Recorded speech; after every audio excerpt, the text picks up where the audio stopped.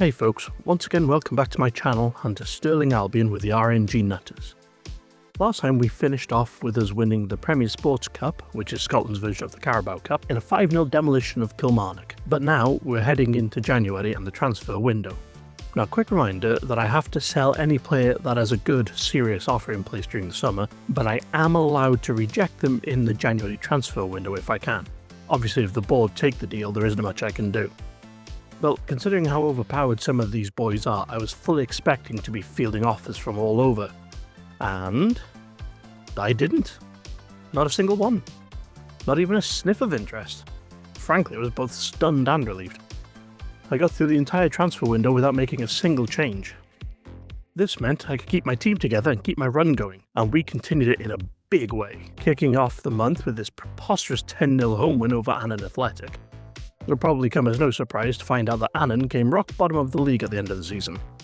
Sonny Gonul picked up the Player of the Match award for his 4 assists, but there were 8 players in total with more than an 8.0 rating at the end of the match, and 4 with higher than 9, including Izar Akhmatov, a player you'll have heard mentioned previously but not seen yet.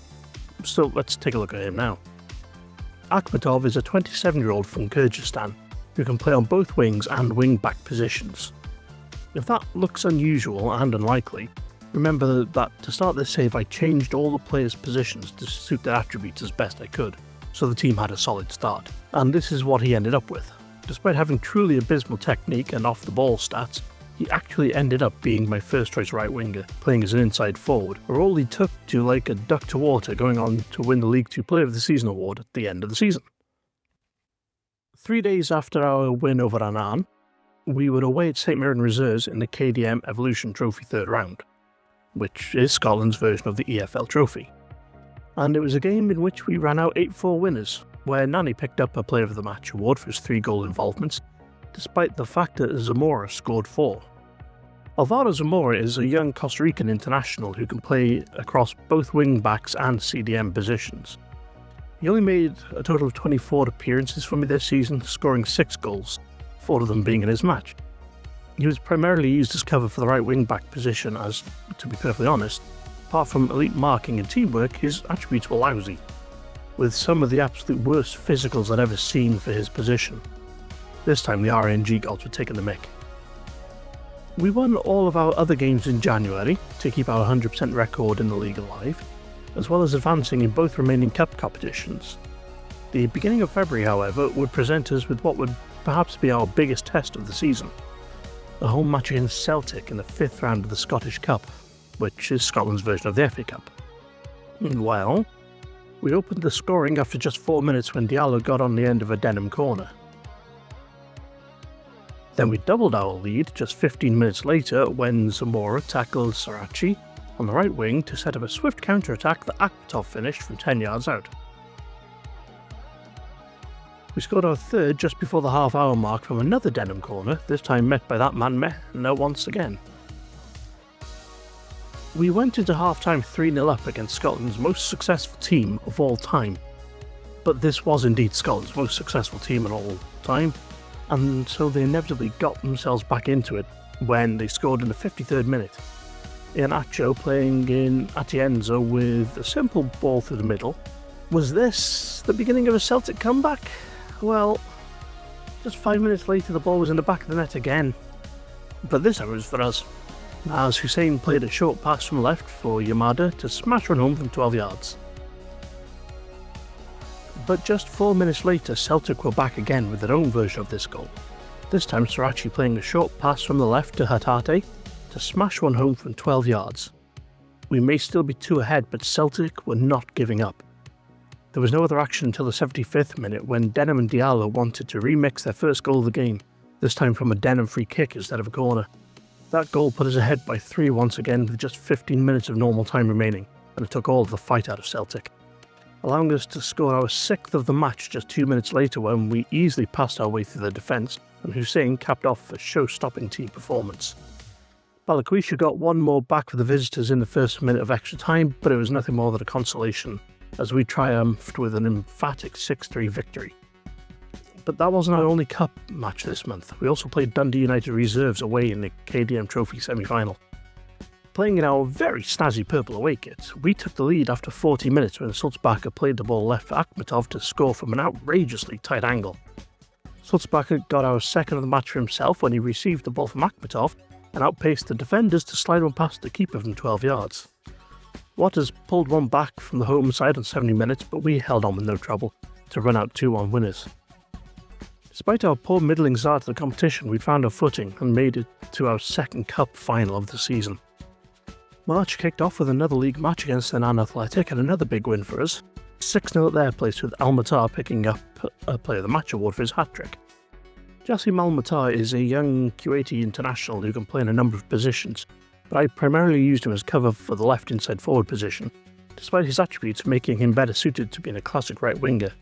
His technicals and mentals are nothing to write home about, so it would appear the RNG gods did me dirty this time, but he was blessed with outstanding physicals, which, as we know, FM tends to favour in its match engine, and it meant that he ended the season with 17 goals and 14 assists in 28 appearances.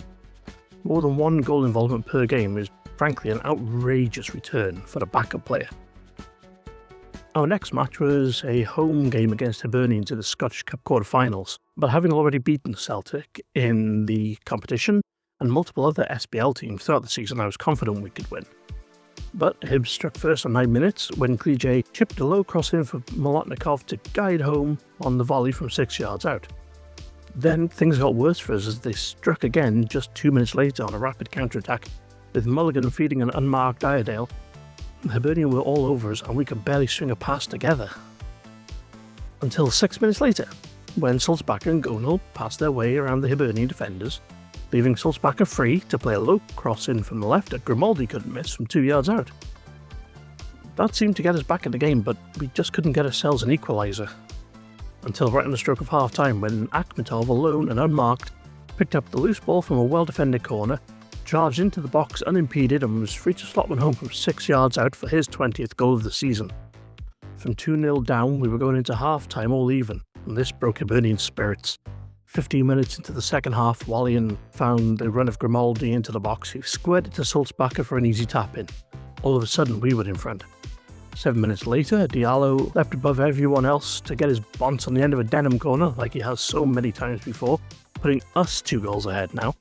The game was finally put to bed in the 80th minute when Diallo picked Klije's pocket just inside our half, played a long ball over the top to Akhmetov, who ran 30 yards into the area and slotted home his second and our 5th goal of the match. That final action saw us run out comfortable 5-2 winners despite a shaky start.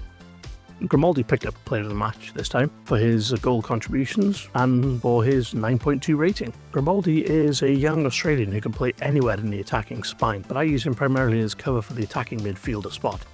He didn't play a lot this season, picking up just 8 starts of 5 substitute appearances.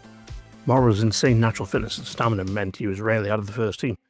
But despite his limited game time, he did pick up 10 goal contributions in those appearances, thanks to his truly elite finishing and long shots. The rest of his attributes were largely unimpressive, but the majority of the ones most important to playing in his second striker role were a match for the best in the world, so whilst Morrow was clearly the first choice, Grimaldi was a fantastic backup. 3 days after our victory in the Scottish Cup quarter-finals, we had perhaps our most important match of the season. A home match against Clyde where, if we won, we would be crowned League 2 champions.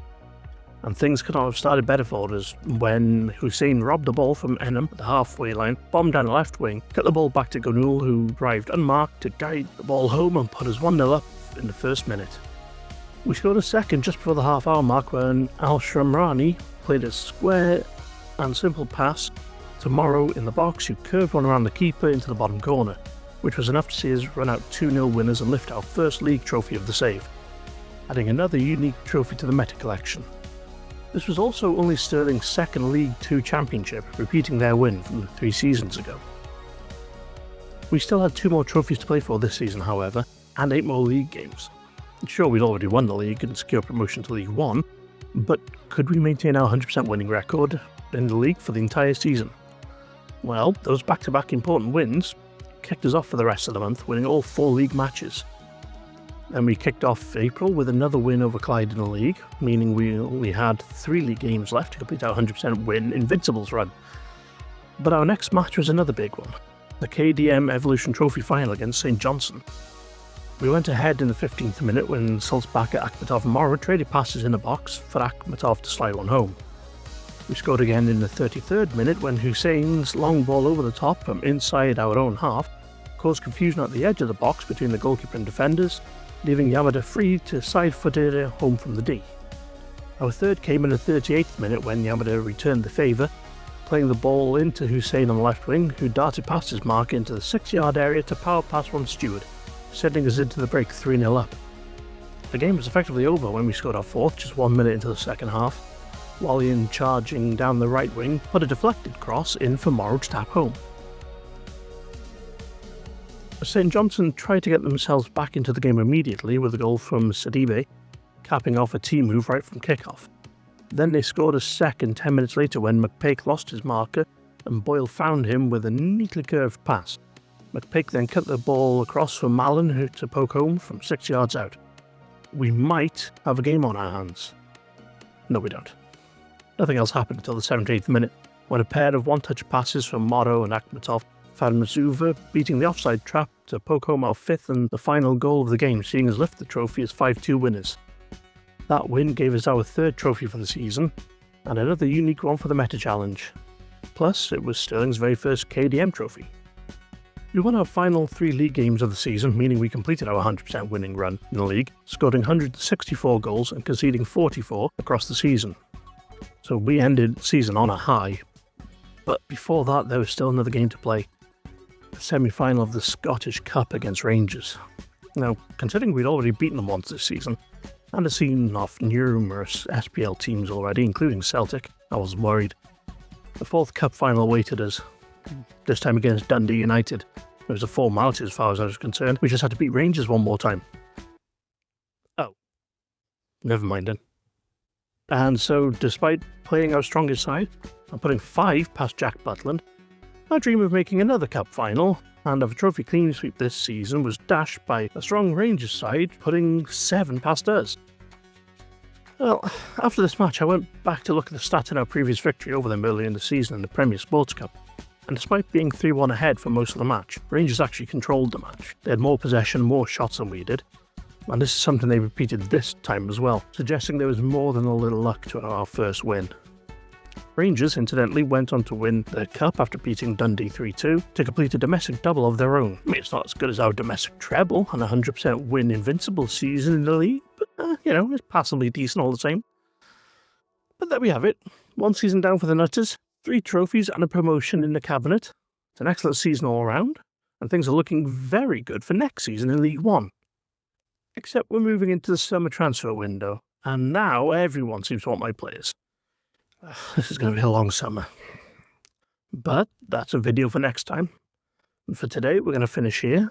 And so, as always, I hate to love you and leave you, so I'm just going to leave you. Bye-bye.